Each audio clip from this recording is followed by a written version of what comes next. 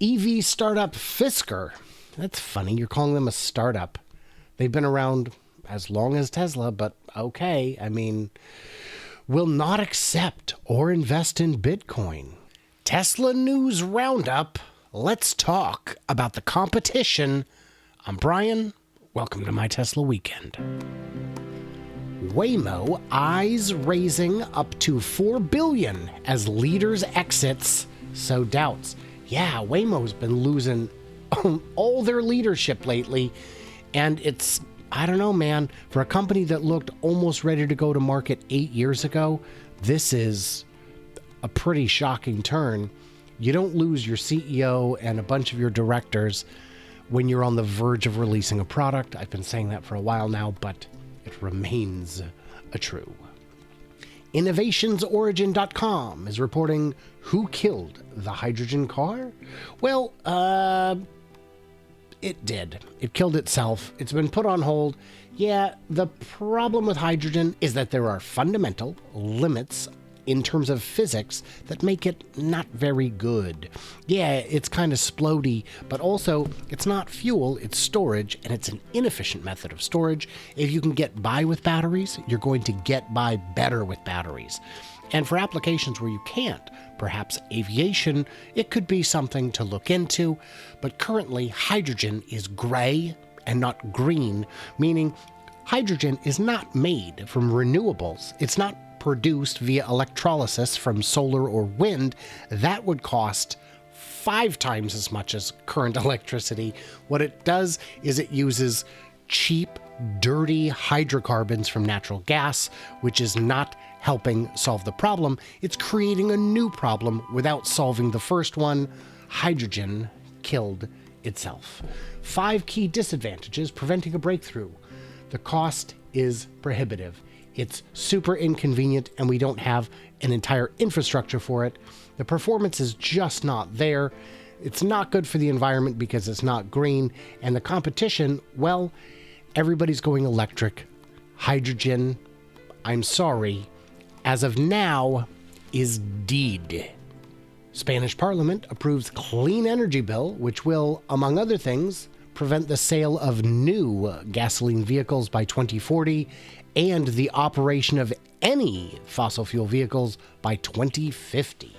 Very ambitious. This would bring them in line for the EU's target of achieving carbon neutrality within 30 years. Ouch, that's a long time. We're in trouble. EV startup Fisker. That's funny, you're calling them a startup. They've been around as long as Tesla, but okay. I mean, will not accept or invest in Bitcoin, says the CEO and generic Bond villain. Great. I mean, fine. Are you accepting any money? I don't know. Your cars look great. Super cool.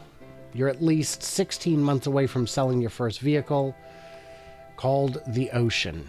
Well, I mean, build some cars and we'll talk. One of the cleaner Technicas is reporting Texas wants to charge Tesla and other EV owners $400 in annual fees as just for owning an EV. It's, EVs do not pay. Oh, that's some quality code right there. EVs do not pay gasoline tax. So how do you fund the roads? Well, added together, those fees are already going to be about $650 in increases. So the good news is, if you had a gasoline car, you would be paying these road taxes of like $150 a year. But since you own an electric car, to heck with you, we're going to charge you 2 to 3 times that. It's just dumb. That's the most Texas thing I've read all day. Canoo is being investigated by the Securities and Exchange Commission. Well, that's not good. The Los Angeles-based electric vehicle startup is under investigation. It's broad, covering the public offering, the merger, the whole business model, revenues, revenue strategy, everything.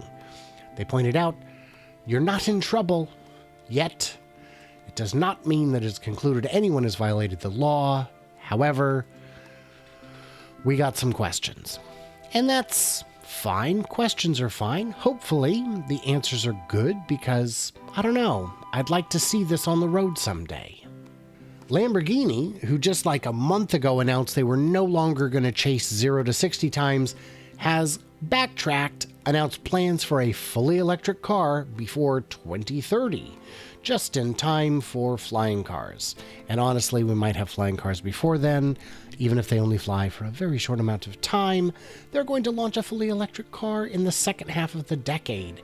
Lamborghini, owned by Volkswagen, laid out a roadmap. And you know what? If you're going to do it, considering they're already owned by VAG, why not tap into the technology already developed for the Audi and for the Taycan? It's going to happen either way. People aren't buying the engine, they're buying the styling, but it's gotta go fast. IEEFA.org is reporting that the Texas transition to clean energy is gaining power. Look at this. In 2021, wind and solar will now account for 36.6% of the grid. I guess that's great. I believe this yellow indicates the increase. That's a big chunk of the grid. And this is all the more reason we need grid scale storage to offset the peaker plants, to smooth out the lumps. And in case you're worried about the grid collapsing when there is overproduction, remember that individual wind turbines can be braked to balance the power load, to stop producing in times of overproduction. And if you've ever driven past a wind farm, you'll notice some of the turbines are not spinning. This is one of the reasons why they might not be, though more commonly it's for maintenance or repair. California is proposing $3.2 billion in EV investment as part of economic recovery package. There are a few ways you could effectively use this. And by the way, California has a budget surplus, which is pretty surprising considering the tough year that the economy has had. But yeah, they're looking to electrify transit buses, school buses, and giving a bunch towards the Clean Cars for All, which aims to help lower-income drivers upgrade to clean vehicles. I don't know, man. I just like it. I don't live in California. I don't pay their taxes, so I can't really speak to it on a personal level. But as an enthusiast of the transition to a cleaner economy, I'm loving it.